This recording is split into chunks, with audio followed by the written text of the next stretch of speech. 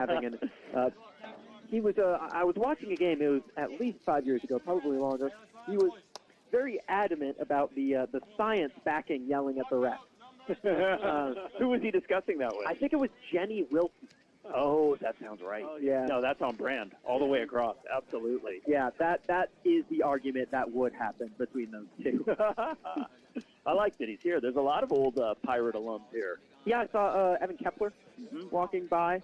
I thought from here we can't see the whole field.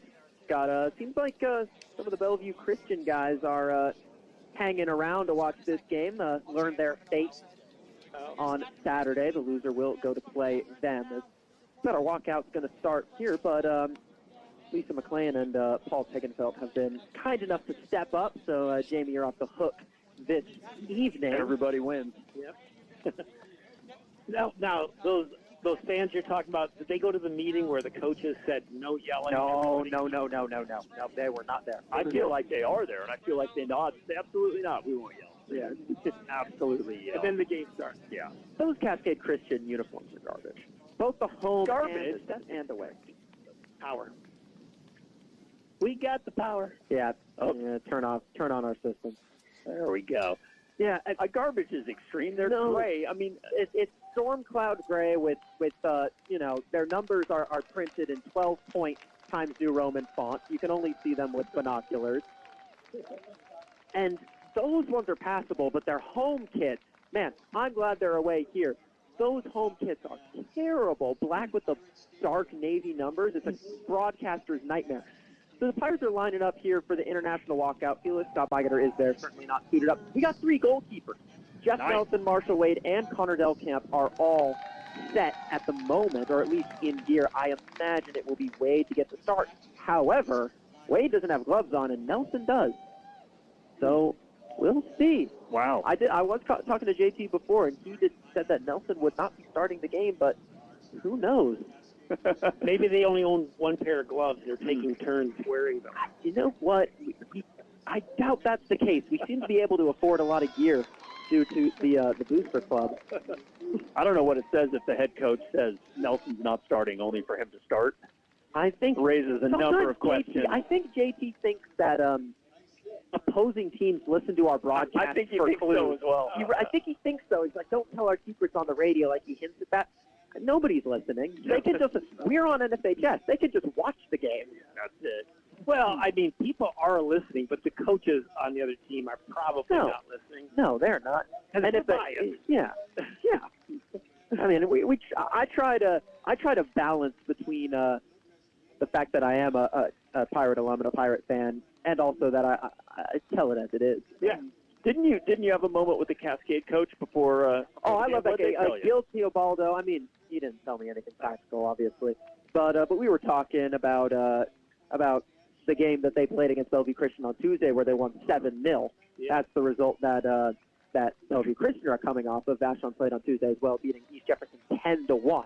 So the two teams that played today, respectively, got smoked by these two teams in front of us. Yeah. But I was talking because when we played Bellevue Christian, they gave us a good fight. Like, we were up 1-0 for the majority of the game, then we ended up winning 3-0. But they really were getting into it with us. It was quite a physical game. They talked a lot, like they talked a lot of trash, trying to get into your head. And Gil said that they did that against Cascade Christian as well, which obviously I'm not talking about. But it's like he made it seem like it was a game that their players were mentally really up for. They were quite excited to play that game. Yeah. Well, maybe it was early in the season as well. But watching the game I just watched, I can't imagine it was only 3-0. Yeah, no, well, I mean, it was, but it's kind of crazy. You'd think our quality would have shone through there, but no, I don't know what the field was like. Was it just Marymore, grass or turf? Turf. That's no explanation. Were you trying to blame the grass again? No, we're back on that. I got to blame somebody. 3-0 against a team that we just watched. Right. Has to be not a successful game, but especially as you say, 1-0 for almost the entire game. Yeah, I mean, and honestly, it could have been 1-1 at one point. Isaac Newcomb nearly scored an own goal and got kind of bailed out by the ref. Really? Yeah. Oh. Like, it went in, but the referee blew for a foul that I think shouldn't have been a foul. Yeah. Well, it goes all ways. But we're obviously the better team. But I think we've learned every game. I really like what the coaches have done. I like what the players are doing. I like their attitude. I like the way they're playing. They look sharp and crisp. So I have a lot of hope for them, but I'm scared of Cascade Christian, I'll be honest. So I can't, with my headphones, I can't really hear what's being said over the mic, but I definitely did hear, well, first of all, they're probably going to ask for the, oh no, but she's doing it. Yep. I definitely just heard Lisa McLean attempt to pronounce the last name of Cachapalia. Did she go with Cachapalia? I butchered it last time. Yeah, I think I've been butchering it all year. But I thought you were going to play the anthem. Yeah, well, here comes the anthem. We'll see. I don't have your, she's coming out. I don't have your passcode. Well, we got everyone just standing here waiting for it to happen. And the glances are coming the way of the booth. We got to get the band playing. I know. There we go. Nice. That's what's odd. See, there he is. There's Chris Cachapalia.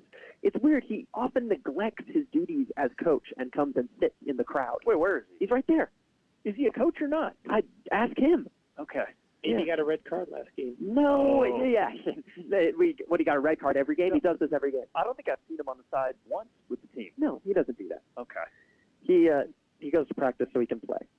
Okay. Yeah. What a player he is. Chris Cachapalia is incredible. Mm. Does he come out to pick up? Sure. I mean, at full fitness, he would step on and be one of, if not the best players on our team. On this team, the high school team? Yeah. His fitness is ridiculous. Well, if you're just now joining us, thank you for being with us on KVSH LP 101.9 FM, Voice of Vashon, voiceofvashon.org, or whatever internet module you find us linked at. Big thank you to Dan Schuler back in the studio. Thank you to Vashon Thriftway for underwriting all things Vashon Sports. We are now just moments away from kickoff at the 2026 Nisqually 1A District Final. The Vashon Pirates and the Cascade Christian Cougars. This was the same district final last year, and I believe the year before. Was it? Or was it like Life Christian? It might have been Life Christian, but it feels like this is the final every year. Mm-hmm. It has, in the last 2-3 years, these have been the two strongest teams in Nisqually. Vashon have been the strongest for a lot longer than that. I got bad news for me. I don't see Rage Dad. It's disappointing. He might be on some other angle. He might be up. He's always on the left-hand side. Yeah, maybe. Maybe he didn't come. Maybe they banned him. We do have quite a good crowd, though. I will say, this is a good crowd at Pirate Stadium. Best crowd we've had so far this season, easily. Yep.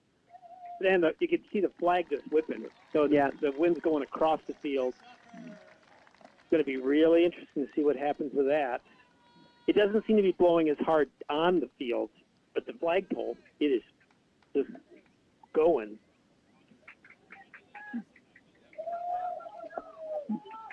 So, all right.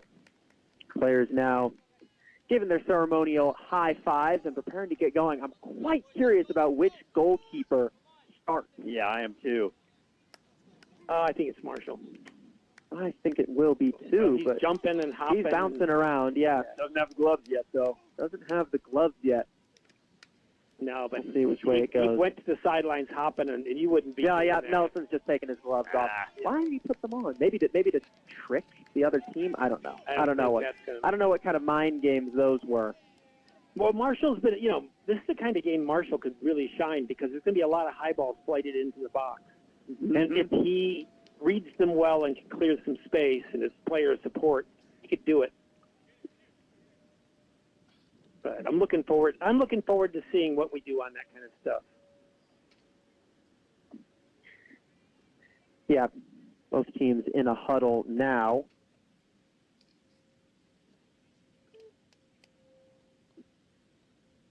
What did you say your score prediction was for this? Okay. Both of you? Okay. I don't forget games. Yeah. I remember. I don't just remember. How is that relevant? What's your score prediction? I have 2-1. 2-1. I have 2-1 as well. And it might, it could be 2-1 on penalty kicks.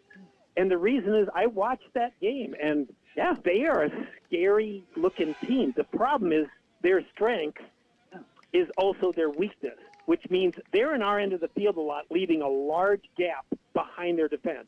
And we can use it because we're really good at that kind of thing. And that's why we beat them 4-1. All 4 goals were breakaways. Yeah. There were no free kicks or close plays. It was one end of the field, and suddenly we were going 100 miles an hour to the other end. Mm-hmm. I just remember, how many free kicks is this team going to serve into the penalty area, and how come they're not finishing any of them? Wow. Well, that just doesn't happen every game. And so I'm a little worried. I'm not worried about us playing well. I think we'll play well. But, you're at their mercy sometimes. Indeed. But that's my thinking. I still think we're the better team, and I think we'll win the game. It is Wade. It is Wade coming on for Vashon. He starts in goal. The Pirates slowly making their way onto the pitch. Gavin Keenan, Oscar Cobb-Migeter, Caden Miller, and Isaac Newcomb will be the one filling in at fullback for the absent Felix Cobb-Migeter. Avery McLean and Finn Kennan start as the central defensive midfielders. Ahead of them is Lewis Thompson, front three from left to right. August Kampmeyer, Ryland Connaught, and Mason Haynes as Vashon get us underway in their green and black, kicking right to left, although it may be left to right, depending on, I guess it would be left to right for those watching on the VO. Cascade Christian in the all-gray from right to left, and the ball is with Gavin Keenan. Heavy pressure applied immediately by the Cougars. That was Nathan Nordley down the right-hand side. Oh. Ball taken off of Oscar Cobb-Migeter by Solomon Lehman. Here he is, I believe it is Lehman. Taken off of it by Kampmeyer, who hits the deck, and Vashon have a free kick. Yeah, they were high pressure last time. Mm-hmm. So they're not playing a low-pressure game. They're not going to let us get forward. Free kick at the halfway line from the near side, sent across by Gavin Keenan, looking for Haynes, easily dealt with by the left-sided fullback of Cascade Christian. Ball now with Thompson over on the far side, surrounded by 2 Cougars, including Sammy Godet, and Solomon Lehman's come away with it, trying to find Nordley down the right-hand side, who would have to do a whole lot to get there ahead of Gavin Keenan, who gets across and sends it back to Wade, his first touch of the match.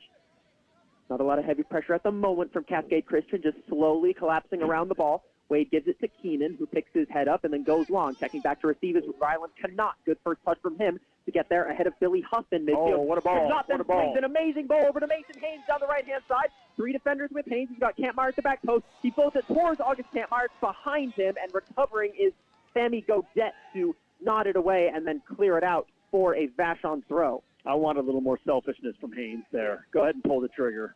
Well, we talked about that. I mean, that's what they're going to do. They high press. Right. They had everybody on this side of the field. We just whacked it over the top. And that's how we scored all of our goals. And we could score more that way. We're a good team. One thing to point out, too, shout out to Connaught. Switches the field very, very well. Yeah. Long throw in, sort of by Keenan, flicked on by Cobb-Migeter. He's looking for McLean, nodded away by Cascade Christian. Thompson getting into it with one of the Cougar center midfielders. That's Brandon Ma, one of the captains for Cascade Christian, and his physicality is enough to win the Cougars a goal kick. Goalkeeper, sophomore goalkeeper Cole Lumen there for the Cougars. A big kid. Yeah. Mm-hmm. Chosen over the other goalkeeper in the roster, who's a senior. It's now with the center back Landon Dubois.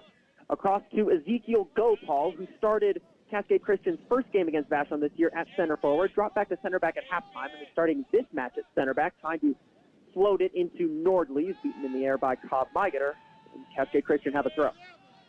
They're doing the old donut tactics again. They're throwing 3 people up front, nobody in the midfield, not looking for a knockdown ball. They're looking to go long.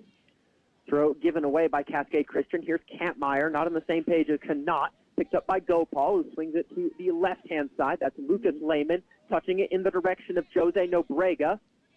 Caden Miller called into action for the first time this evening. Now here he is on the ball, pressured by Nobrega. Miller goes back to Wade. Now Keenan. Able to step up and send it long, looking for Kampmeyer. That header will be won pretty easily by Huff. However, into the path of Thompson, who's fighting with Dubois. Thompson's come out on top and then gotten his through ball to Mason Haynes completely wrong, way overhit it, and it was far too central, allowing Ezekiel Gopal to clear it away.